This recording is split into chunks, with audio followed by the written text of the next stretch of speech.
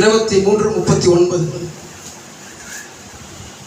அன்றையும் சிலுவையில் அறையப்பட்டிருந்த குற்றவாளிகளில் ஒருவன், நீ கிறிஸ்துவானால் உன்னையும் எங்களையும் ரட்சித்துக் கொள் என்று அவரை இகழ்ந்தான். அல்லேலூயா. பாருங்க, நீ கிறிஸ்துவானால், அல்லேலூயா, நீ கிறிஸ்துவானால் உன்னையும் ரட்சித்துக்கொள் எங்களையும் ரட்சித்துக்கொள். என்ன பண்றான்? ஆண்டவரை கிண்டல் பண்றான், வெறுப்பேத்துறான். அல்லேலூயா. பாருங்க, அதுக்கு கூட இருக்கிற இன்னொரு சகோதரர் அவருடைய வார்த்தை என்னன்னு பாருங்க. அடுத்த வசனம் படிங்க. அடுத்த வசனம். மற்றவன் அவனை நோக்கி, நீ இந்த ஆக்கினைக்கு உட்பட்டவனா இருந்தும் தேவனுக்கு பயப்படுகிறது இல்லையா? நாமோ நியாயப்படி தண்டிக்கப்படுகிறோம். நாம் நடப்பித்தவைகளுக்கு தக்க பலனை அடைகிறோம்.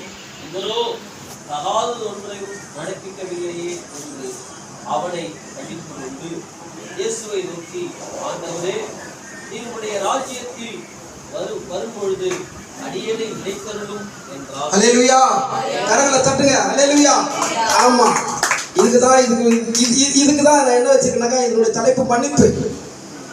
அவர் என்ன பாவம் செய்யலாம், என்ன பண்ணா, என்ன போனா வந்தான்னு ஆண்டவருக்கு தெரியும். ஆனா ஆண்டவர் என்ன பண்ணல, அதை நினைக்கல. அல்லேலூயா.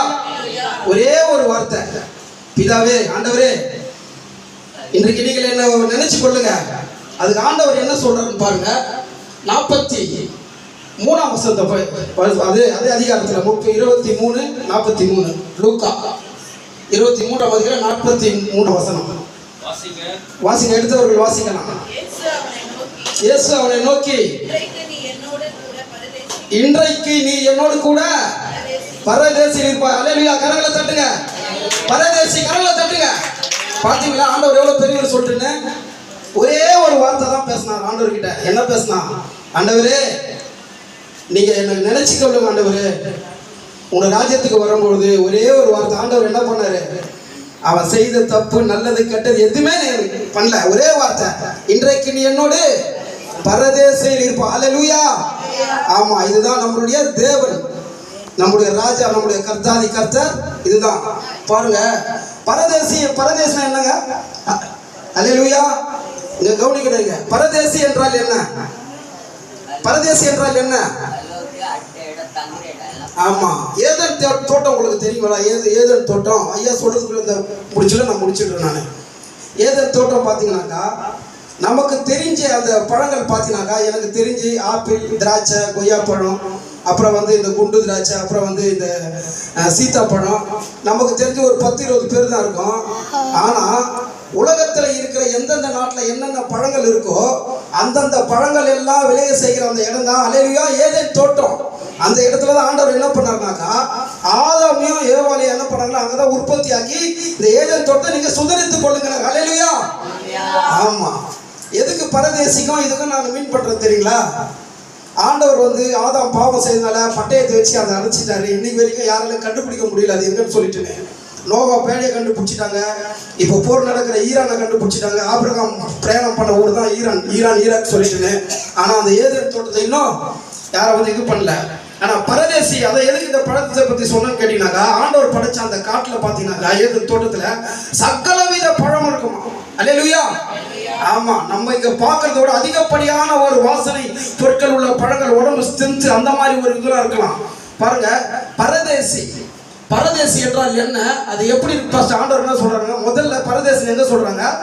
லூக்கா 23:43 இன்று நீ என்னோடு பரதேசியில் இருப்பாய். அல்லேலூயா.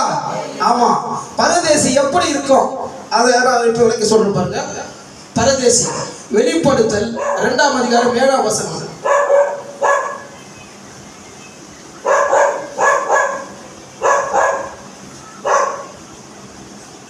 எடுத்தவர்கள் சீக்கிரம் வாசிக்கலாம், நேரம் இல்லை. இன்னும் 5 குறிப்பு இருக்கு.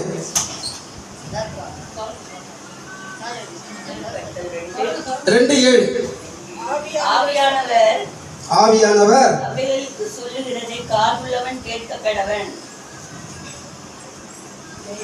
ஜெயம் கொள்கிறவன் எவனோ அவனுக்கு தேவனுடைய பரதேசின் மத்தியில் இருக்கிற ஜீவவிருட்சத்தின் கனியை புசிக்க கொடுப்பேன் என்று. ஹல்லேலூயா. கரங்களை தட்டுங்க. பாத்தீங்களா, பரதேசி ஃபர்ஸ்ட் ஒரு வார்த்தை பரதேசி எங்க யூஸ் பண்றாரு ஆண்டவரே? அங்க அதனுடைய விளக்கங்கள். பரதேசி எப்படி இருக்குமா? ஜீவ கிரீடம் கொடுக்கின்ற. அல்லேலூயா. ஆமா, நம்மளால அதை உருவாக்க முடியாது.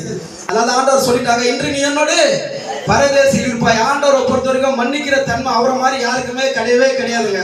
ஒரே ஒரு வார்த்தை, ஆண்டவர் ஐஸ் வச்சானா இல்ல, அவர் அறியாம கொண்டு அவர் திமிரத்துன்னு சொல்றான். அவர் தப்பு பண்ணிருப்பாரு, அதனாலதான் வந்திருக்காரு. நான் இவன் சொல்றான், சப்போர்ட் பண்ணதுனால வந்து ஆண்டவர் அவனை இன்றைக்கு என்னோட பரதேசி இருப்பான்னு சொல்லல.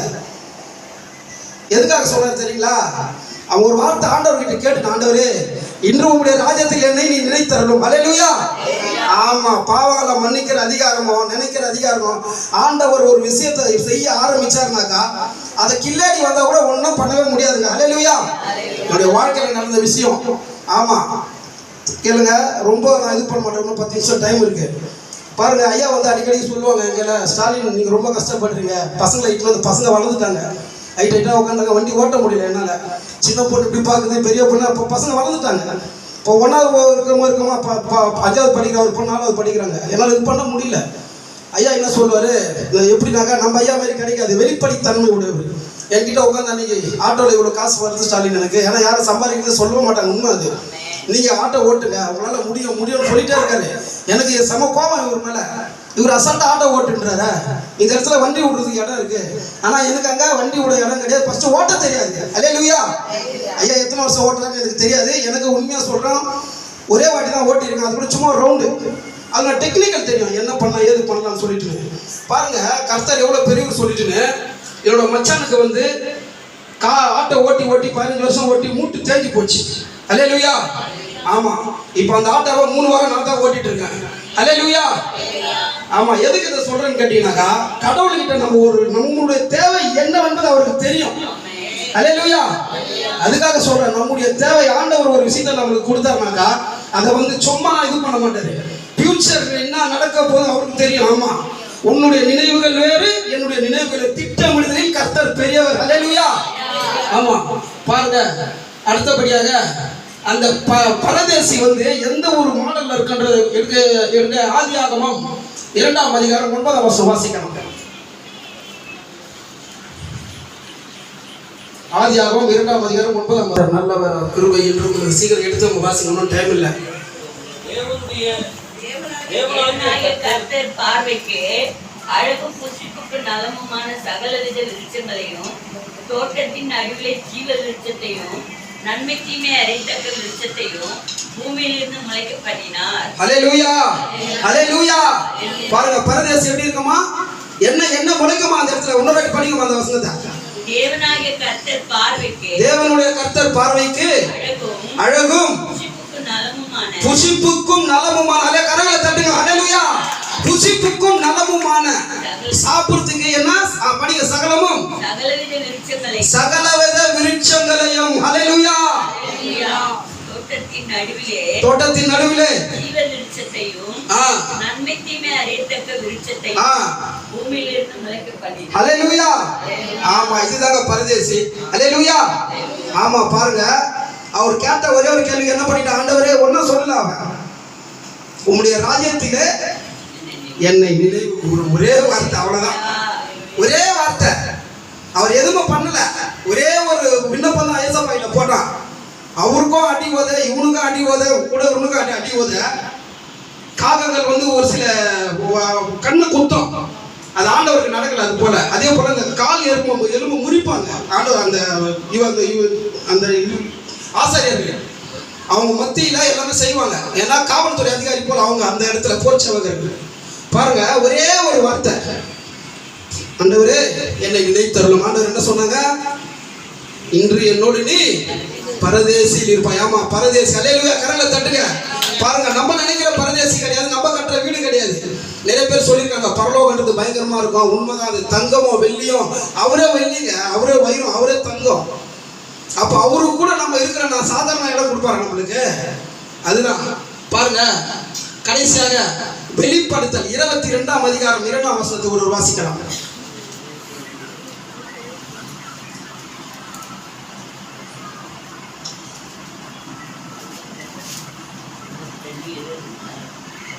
இருபத்தி 22ஆம் அதிகாரம் 2ஆம் வசனம். நகரத்து வீதியின் மத்தியிலும் நகரத்து வீதியின் மத்தியிலும் நதியின் இருக்கரையிலும் நதியின் இருக்கரையிலும் 12 விதமான கனிகளை தரும் 12 விதமான கனிகளை தரும் ஜீவ விருட்சம் இருந்தது. ஜீவ விருட்சம் இருந்தது. அது மாதந்தோறும் கனியை கொடுக்கும். அந்த விருட்சத்தின் இலைகள் ஜனங்கள் ஆரோக்கியம் அடைகிறதற்கு ஏதுவானவைகள். ஹல்லேலூயா. கரங்களை தட்டுங்க. ஜோரா என்ன புரியுங்களா உங்களுக்கு? என்ன வருமாங்க? ஹலோ, என்ன வருமா? ஜீவ விருட்சத்தின் கனிகள் இலைகள். அம்மா படிங்க, இன்னொரு படிங்க அந்த வசனத்தை. நகரத்து வீதியின் மத்தியிலும் நதியின் இருக்கரையிலும் 12 விதமான கனிகளை தரும் ஜீவ விருட்சம் இருந்தது. அது மாதந்தோறும் தன் கனியை கொடுக்கும். அந்த விருட்சத்தின் இலைகள் ஜனங்கள் ஆரோக்கியம் அடைகிறதுக்கு ஏதுவானவை. ஹல்லேலூயா. ஆமா, இதுதாங்க பரதேசி. இன்றி நீ என்னோடு பரதேசியில் இருப்பாயான்னு கேட்டீங்கன்னா, அந்த இலை நம்ம வேளாண் எவ்வளவு வேலைகளை வெற்றி போடுறோம். ஆண்டவர் கொடுக்குற அந்த பரதேசில பிறந்த இலை கூட நமக்கு எதுவா ஜீவ விருட்சத்தை கொடுக்க நமக்கு ஏதுவா இருக்கும். ஆமா, அதே அதிகாரத்துல 14 வசனம் படிங்கம்மா. 14. ஆமா ஆமா 14. ஜீவ விருட்சத்தின் மேல் அதிகாரம் உள்ளவர்களாவதற்கு ஜீவ விருட்சத்தின் மேல் அதிகாரம் உள்ளவர்களாவதற்கு வாசல்கள் வழியாய் நகரத்திற்குள் பிரவேசிப்பதற்கும் அவருடைய கற்பனைகளின்படி செய்கிறவர்கள் பாக்கியவான்கள். ஹல்லேலூயா. ஹல்லேலூயா. ஆமா, பாத்தீங்களா? இந்த பரதேசிக்கு போனோம். ஆனா பாருங்க, ஆண்டவர் கூட இருந்த 2 பேர்ல ஒருத்தன் அசால்ட்டா சொல்லிட்டார், நீங்க உங்களுடைய ராஜ்யத்துல நினைத்துக் கொள்ளுங்கன்னு. அவருக்கு அந்த ராஜ்யம் ஆண்டவர் ஈஸியா சொல்லிட்டாரு, இன்றைக்கு நீ என்னோடு பரதேசியில் இருப்பானு. ஆமா, நாம ஆண்டவர்கிட்ட பரதேசியில போனோம்னாக்கா நாம முதலாவது தேவனுடைய ராஜ்யத்தையும் அவருடைய நீதியையும் தேடுங்கள், பிறகு இவர்களெல்லாம் உங்களுக்கு கூட கொடுக்கப்படும். ஹல்லேலூயா. ஆமா, நீங்க போய் ரொம்ப கஷ்டப்பட்டு ரொம்ப இதெல்லாம் பண்ணவே தேவையில்லை. ஒரே ஒரு விண்ணப்பம். அந்த கல்லன் சொன்னார் பாருங்க, 2 கல்லன்ல ஒரு கல்லன் சொன்னார், ஒரே ஒரு வார்த்தை, ஆண்டவரே இன்றைக்கு என்னை நினைத்துக் கொள்ள உங்களுடைய ராஜ்யத்துல ஒரே வார்த்தை, ஒரே ஒரு மனுதான் போட்டார். அவர் என்ன போட்டாரு? ஒரே ஒரு வார்த்தை. ஆமா, ஆனா யோசித்து பாருங்க, நமக்கு அந்த பாக்கியம் இல்லை. அவன் ரொம்ப பாக்கியசாலி. ஹல்லேலூயா. ஆமா, பாருங்க, ஞானஸ்தானம் எடுத்தாரா என்ன ஏதுன்னு தெரியல, எந்த வார்த்தையும் பண்ணல. ஆண்டவரை பொறுத்த வரைக்கும் ஒரு பார்வை, இன்றைக்கு நீ என்னோடு பரதேசியில் இருப்பாய். ஹல்லேலூயா. கரங்களை தட்டி ஆண்டவரை மகிமைப்படுத்துங்க. ஆமா, ஒரே ஒரு பாடல், ஒரு சின்ன ஒரு 2 வரி பாடிட்டு நான் 3வது வார்த்தைக்கு கொடுத்துறேன். நான் அறுப்பு மிகுதியாலோ இல்லை, தெருப்பில் அலையும் மாந்தர் மிகுதி. அறுப்பு மிகுதியாலோ இல்லை, தெருப்பில் அலையும் மாந்தர் மிகுதி. கணக்கு கேட்பார் என்ன செய்வாய், கணக்கு கேட்பார் என்ன செய்வாய், கண்ணீர் விடுவாயோ கண்ணீர் விடுவாயோ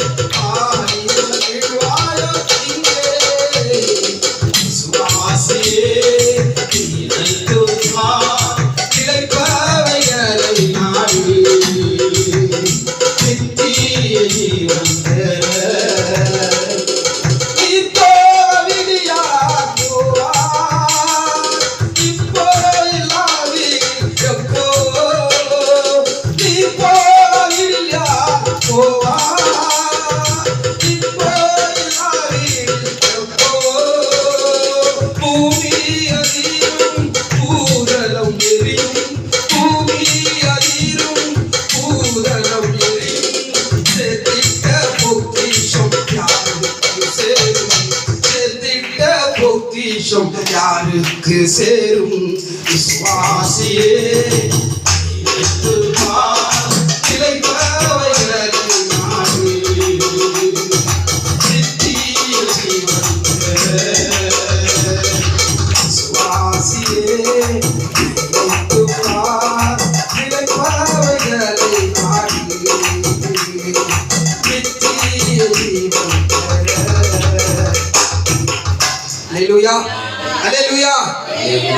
ஒரே ஒரு சின்ன ரிக்வெஸ்ட், கொடுத்த செய்தியில் ஏதாவது தவறு பண்ணலாம் என்னை மன்னிச்சிடுங்க. ஏன்னா நான் ரசிக்கப்பட்டு தேசியாக இருந்தாலும் இங்கே எனக்கு ட்ரெயினை பார்த்து ஐயா, அதனால் அவருக்கு சொல்லி கொடுத்துருக்காரு வால்யூம் கம்மி பண்ணணும், அப்படி பண்ணணும், இப்படி பண்ணணும்னு சொல்லிட்டுன்னு ஏதாவது தவறு இருந்தால் தயவு செய்து மன்னிச்சிடுங்க. அல்லேலூயா.